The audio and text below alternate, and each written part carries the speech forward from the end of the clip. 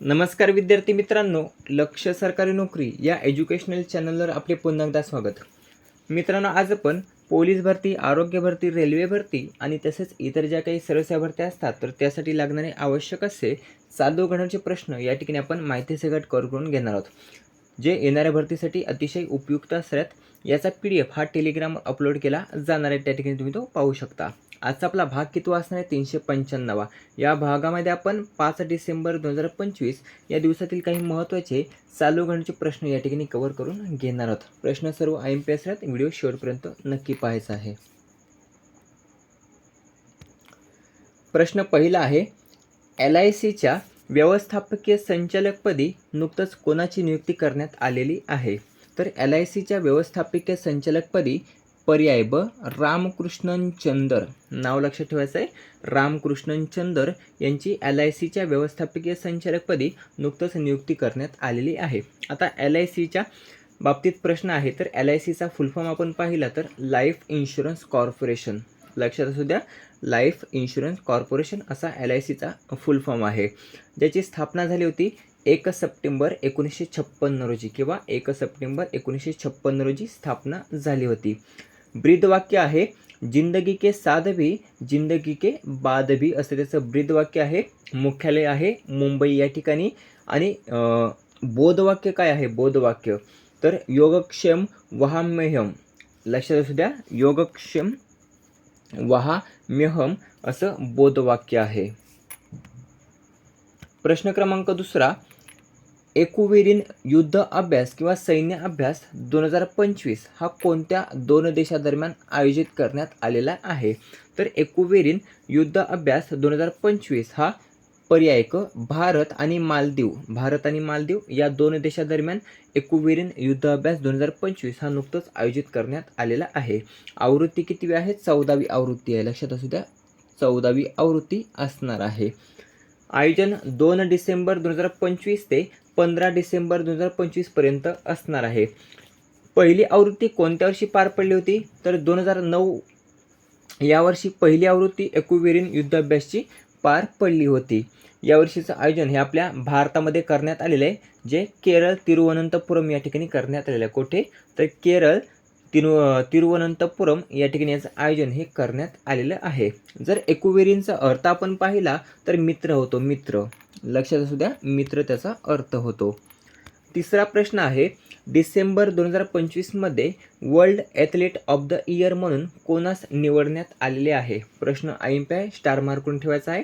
तर डिसेंबर 2025 मध्ये नुकतंच world athlete of the year म्हणून पर्याय ड, आर्मंड डुप्लांटिस यांना world athlete of the year म्हणून नुकतंच निवडण्यात आलेले आहे. आता आर्मंड डुप्लांटिस हा नक्की कोण आहे? तर पोल वॉल्टर आहे. स्वीडिश अमेरिकन पोल वॉल्टर आहे आर्मंड डुप्लांटिस, ज्याची नुकतंच world athlete of the year म्हणून निवड झाली आहे. एक प्रश्न तुमच्यासाठी, जो काही बॅलन डी ओर पुरस्कार आहे बघा फुटबॉल या खेळाशी संबंधित, तर यावर्षीचा बॅलन डी ओर पुरस्कार हा कोणास प्रदान करण्यात आला होता? याचं उत्तर आपल्याला कमेंटमध्ये सांगायचं आहे. चौथा प्रश्न आहे, IMP प्रश्न आहे. यावर एक प्रश्न हमखास परीक्षेमध्ये विचारला जातो. प्रश्न आहे, भारतीय नौदल दिवस हा नुकतंच कोणत्या दिवशी साजरा करण्यात आला? तर भारतीय नौदल दिवस हा 4 डिसेंबर या दिवशी बघा नुकतंच साजरा करण्यात आलेला आहे. आता जी काही माहिती आपण या ठिकाणी कव्हर करणार बघा, तर त्यावर एक प्रश्न हा परीक्षेमध्ये विचारला जातो. त्यासाठी जी काही माहिती आपण इथे कव्हर करणार ती वहीमध्ये नोट डाऊन करायची आहे. 4 डिसेंबर या दिवशी भारतीय नौदल हा दिवस साजरा करण्यात आलेला आहे. आता भारतीय नौदलाची स्थापना वगैरे ती माहिती आपण इथे कव्हर करणार आहोत. भारतीय नौदलाची स्थापना झाली होती इसवी सन 1612 मध्ये किंवा इसवी सन 1612 मध्ये ब्रिटिश ईस्ट इंडिया कंपनी यांनी बघा भारतीय नौदलाची स्थापना झाली होती, जिची स्वातंत्र्यानंतर 1950 मध्ये पुनर्रचना करण्यात आली. लक्षात असू द्या, स्थापना केली होती 1612 मध्ये ब्रिटिश ईस्ट इंडिया कंपनीने. स्वातंत्र्यानंतर याची स्थापना जी आहे बघा, तर ती पुनर्रचना करण्यात आली. केव्हा? तर 1950 मध्ये याची पुनर्रचना करण्यात आलेली आहे. नौदलाचे जनक म्हणून कोणास ओळखले जाते? तर छत्रपती शिवाजी महाराजांना नौदलाचे जनक म्हणून ओळखले जाते. हा गेल्या वर्षी प्रश्न पडला होता. भारतीय नौदलाचे जनक म्हणून छत्रपती शिवाजी महाराजांना ओळखले जाते. बोधवाक्य काय आहे भारतीय नौदलाचे? तर बोधवाक्य आहे श नो वरुण. श नो वरुण असं बोधवाक्य, ज्याचा अर्थ होतो वरुण देव आमच्यासाठी शांतता आणि कल्याण निर्माण करो, असा त्याचा अर्थ होतो. आता नौदलाचे प्रादेशिक कमांड आपण पाहिले तर प्रादेशिक कमांड आहेत बघा. पूर्व नौदल कमांड विशाखापट्टणम आंध्र प्रदेश, त्यानंतर दक्षिण नौदल कमांड कोची केरळ, आणि तिसरा आहे पश्चिम नौदल कमांड जे मुंबई महाराष्ट्र या ठिकाणी आहे. आता नौदल दिवस जो काही 4 डिसेंबरला साजरा केला जातो, तर तो 4 डिसेंबरलाच का साजरा केला जातो? त्याचं एक कारण आहे बघा, जे परीक्षेमध्ये विचारलं जातं. तर भारत आणि पाकिस्तान या दोन देशादरम्यान बघा 1971ला युद्ध झालं होतं. केव्हा? 1971ला युद्ध झालं होतं. आणि 3 डिसेंबर 1971 रोजी बघा भारतीय विमानतळावर पाकिस्तानने हल्ला केला होता. केव्हा? 3 डिसेंबर 1971 रोजी पाकिस्तानने भारतीय विमानावर हल्ला केला होता. आणि याच्या प्रत्युत्तरात भारतीय नौदलाचे जे काही सैन्य होतं बघा, तर त्यांनी 4 आणि 5 डिसेंबर 1971 रोजी मध्यरात्री ऑपरेशन ट्रायडेंट राबवले होते. कोणते? Operation Trident. एक प्रश्न इथे लिहून घ्यायचा आहे. ऑपरेशन ट्रायडेंट हे भारतीय नौदलाने किंवा भारताने केव्हा राबवले होते? तर 1971 मध्ये राबवले होते. कोणत्या देशाविरुद्ध? तर पाकिस्तान देशाविरुद्ध ते राबवले होते. त्याचं कारण भारत आणि पाकिस्तान युद्ध. तर या ऑपरेशन ट्रायडेंटमुळे बघा पाकिस्तानचे कंबरडे मोडले होते. भारतीय नौदलाने पाकिस्तानचे कंबरडे मोडले होते आणि त्या युद्धामध्ये भारत हा विजयी झाला होता. 1971च्या युद्धामध्ये भारत हा विजेता झाला होता. आणि या विजेत्यामुळे बघा जे काही भारतीय नौदलाचे शौर्य आणि सामर्थ्य होतं बघा, तर या शौर्य आणि सामर्थ्याचा अभिमान म्हणून दरवर्षी 4 डिसेंबरला भारतीय नौदल दिवस हा साजरा केला जातो. हे त्याचं मुख्य कारण आहे. आता नौदलावर प्रश्न विचारलेला आहे. तर नौदलाची स्थापना वगैरे आपण कव्हर केलेली आहे, परंतु सध्या जे काही प्रमुख आहेत बघा नौदलाचे, तर ते आपण कव्हर करून घेऊया. सध्या प्रमुख आहेत दिनेश कुमार त्रिपाठी. लक्षात असू द्या, दिनेश कुमार त्रिपाठी. एक प्रश्न विचारला जातो, जे काही नौदल असतं बघा, तर या नौदल प्रमुखास काय म्हटले जाते? तर ॲडमिरल असं नौदल प्रमुखास म्हटलं जातं. आणि ॲडमिरल कोण आहेत? तर दिनेश कुमार त्रिपाठी. आता उपप्रमुख कोण आहेत? तर संजय वात्स्यायन हे सध्याचे नौदल उपप्रमुख आहेत. प्रश्न क्रमांक 5वा, 56वा आंतरराष्ट्रीय चित्रपट महोत्सव 2025, तर याचं आयोजन हे कोणत्या ठिकाणी करण्यात आलेलं आहे? तर 56वा आंतरराष्ट्रीय चित्रपट महोत्सव, ज्याला आपण इफ्फी म्हणतो बघा, इफ्फी, तर याचं आयोजन हे पर्यायड पणजी गोवा या ठिकाणी करण्यात आलेलं. कुठे? पणजी गोवा या ठिकाणी. या 56व्या आंतरराष्ट्रीय चित्रपट महोत्सव 2025 मध्ये नॉर्वेजियन चित्रपट जो आहे बघा, सेफ हाऊस, नाव लक्षात ठेवायचं आहे. नॉर्वेजियन चित्रपट आहे सेफ हाऊस.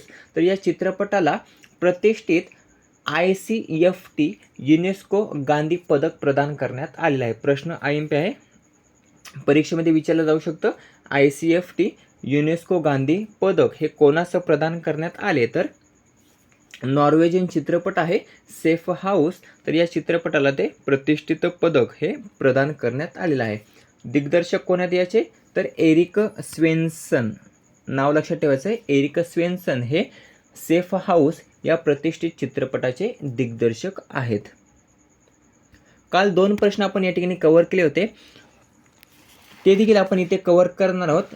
त्याचबरोबर इतर जे महत्त्वाचे आहेत बघा पॉईंट्स, ते देखील आपल्याला या ठिकाणी कव्हर करायचे आहेत. या 56व्या आंतरराष्ट्रीय चित्रपट महोत्सवामध्ये गोल्डन पिकॉक पुरस्कार हा कोणत्या चित्रपटास प्राप्त झालेला आहे? तर गोल्डन पिकॉक पुरस्कार हा व्हिएतनामी चित्रपट आहे. स्किन ऑफ यूथ हा व्हिएतनामी चित्रपट आहे. तर या चित्रपटाला गोल्डन पिकॉक पुरस्कार हा प्राप्त झालेला आहे. याचे दिग्दर्शक कोण आहेत? ॲशले मेफेयर. त्यानंतर संतोष डावकर यांनी दिग्दर्शित केलेला मराठी चित्रपट आहे बघा गोंधळ. तर या गोंधळ चित्रपटाला सिल्वर पिकॉक पुरस्कार प्रदान करण्यात आला आहे. सिल्वर पिकॉक पुरस्कार. त्यानंतर बेस्ट चाइल्ड फिल्म जर आपण पाहिला तर तो कोणता ठरलेला आहे? तर 5 अँड अ पोस्ट. नाव लक्षात ठेवायचं आहे, 5 अँड अ पोस्ट हा उझबेकिस्तानचा चित्रपट आहे. तर हा बेस्ट चाइल्ड फिल्म ठरलेला आहे.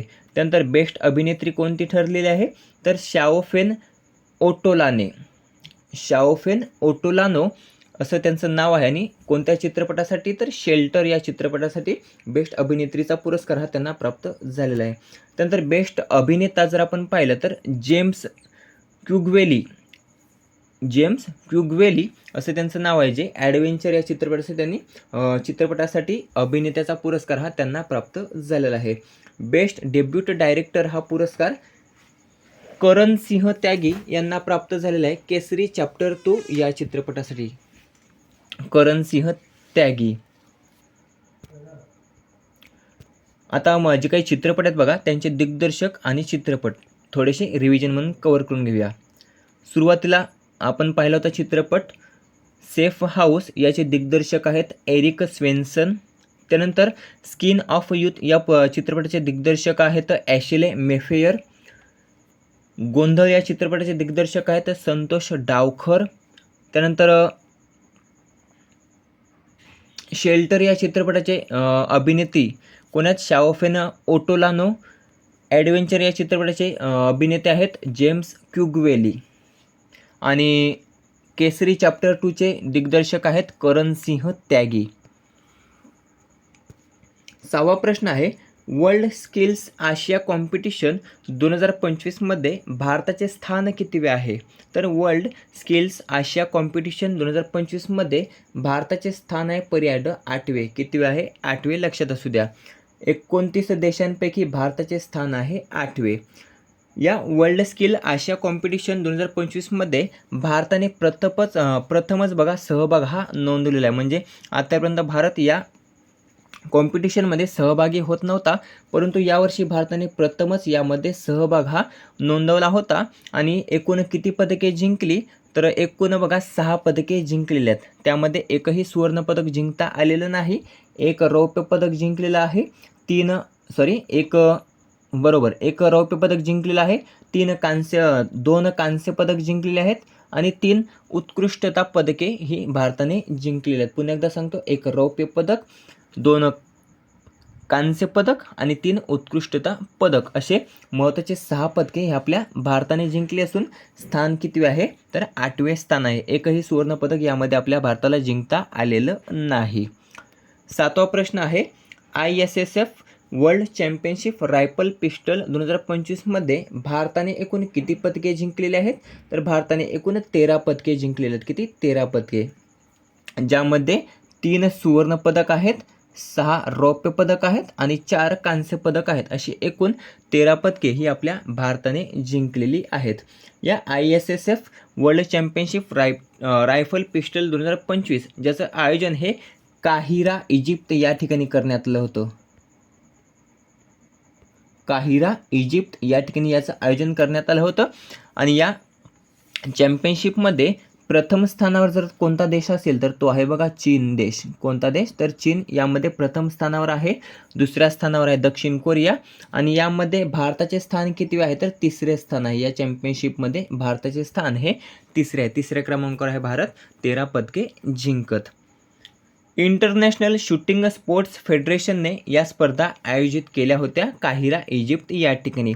आता यामध्ये जे काही 3 सुवर्ण पदक जिंकले आहेत, 3 सुवर्ण पदक, तर ते कोणी जिंकलेले आहेत ते आपण इथे कव्हर करूया. सम्राट राणा ज्यांनी 10 मीटर एअर पिस्टलमध्ये सुवर्ण पदक जिंकलेले आहे. रविंदर सिंह ज्यांनी 50 मीटर स्टँडर्ड पिस्टलमध्ये सुवर्णपदक जिंकलेले आहे. आणि 3रं सुवर्णपदक हे महिलांची 10 मीटर एअर पिस्टल टीम यांनी ते सुवर्णपदक जिंकलेलं आहे.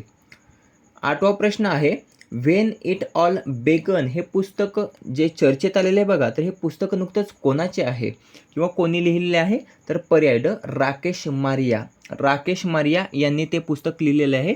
व्हेन इट ऑल बेगन हे पुस्तक लक्षात असू द्या. मित्रांनो, अशा प्रकारे महत्त्वाचे माहिती सकट 8 करंट अफेअर्स आपण या ठिकाणी कव्हर केले आहेत, जे येणाऱ्या भरतीसाठी उपयुक्त असणार आहेत. हे झाले माहितीसोबत. आता घेऊया रिव्हिजन म्हणजेच प्रश्न आणि उत्तर. प्रश्न पहिला होता, LICच्या व्यवस्थापकीय संचालकपदी कोणाची नियुक्ती करण्यात आली, तर पर्याय ब रामकृष्ण चंद्र यांची. दुसरा प्रश्न होता, एकुवेरियन युद्ध अभ्यास 2025 हा कोणत्या दोन देशादरम्यान आयोजित करण्यात आला आहे? तर भारत आणि मालदीव या दोन देशादरम्यान याचं आयोजन हे करण्यात आलेलं आहे. डिसेंबर 2025 मध्ये world athlete of the year म्हणून कोणास निवडण्यात आले? तर आर्मंड डुप्लांटिस यांना world athlete of the year म्हणून निवडण्यात आलेलं आहे.